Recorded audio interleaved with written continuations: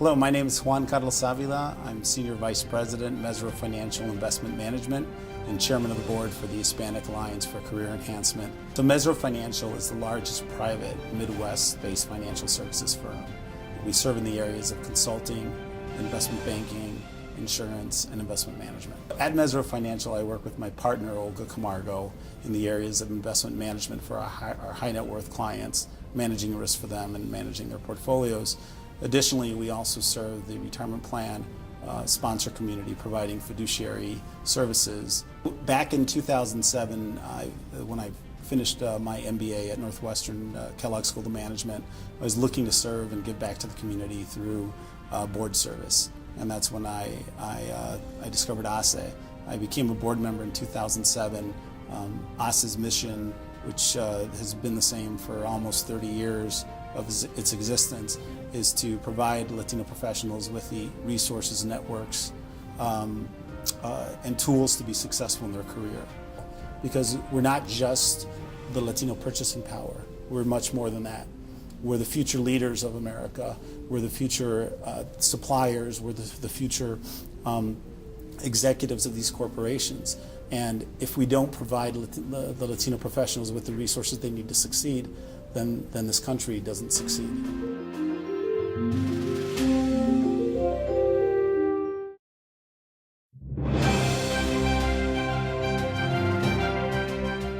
Hello, my name is Salvador Mendoza, Vice President of Diversity and Inclusion for Hyatt Hotels Corporation. Originally from Honduras, Central America, migrated to Chicago over the last 29 years. I've been living here. Basically, come to live with my grandmother in Chicago. I think that it was essential as the transformation in coming in as a 14-year-old kid going into high school without speaking English at all, into a different environment, different culture, different friends, period. I think that it has been a transformation over the last few years, again 29 to be exact, that I have seen in growing up southeast side of Chicago.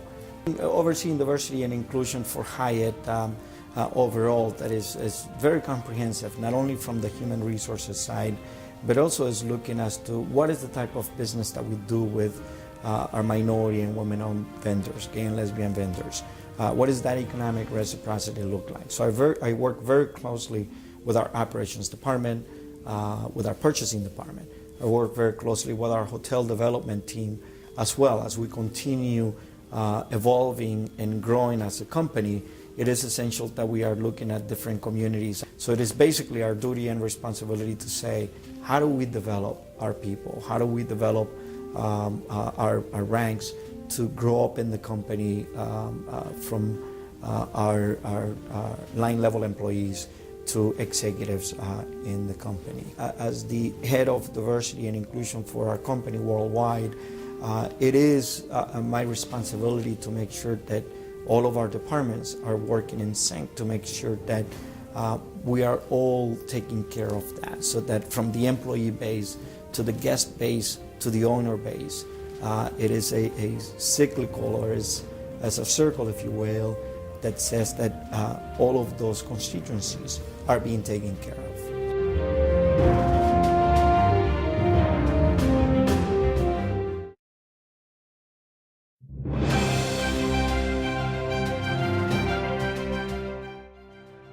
I am Jose Munoz, and I'm a Deputy Commissioner at the Chicago Department of Public Health. So I joined the city in May of 2010. I work to make Chicago a healthier and safer city. When I first joined the department, my major charge was to develop a multi-pronged strategy, which we were calling our Winnable Battle Strategy, focusing on a few healthcare issues like obesity, teen pregnancy, HIV prevention, and breast cancer disparities.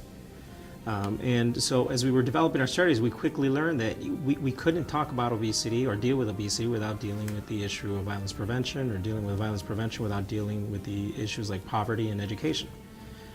So we quickly started expanding on that work, and over the last year, and especially the last few months, we've been working diligently as a department to develop the city's first comprehensive health plan, a plan we're calling Healthy Chicago. I was born and raised in Chicago.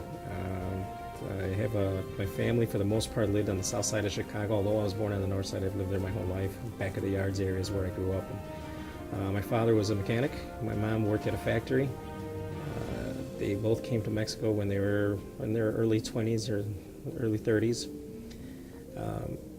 Neither one of them got past a high school education. So for my family, it was really important. Education was important. They wanted to make sure that their kids had an education. So they always pushed very hard on it. My father worked with his hands his whole life, and when I was growing up, I still remember walking into a shop and watching him working really hard. I mean, I started working in his shop when I was 10 years old, and it was tough. It was tough work. I graduated with a 4.0 GPA when I did make it through college.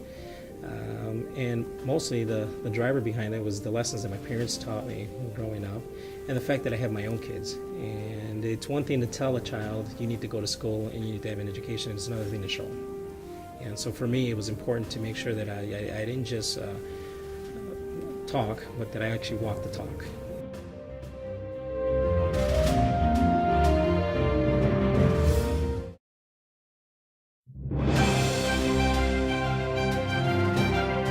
Hello, my name is Gilbert Villegas Jr., the Chief of Staff for the Illinois Capital Development Board. The Illinois Capital Development Board is the construction arm for the state of Illinois.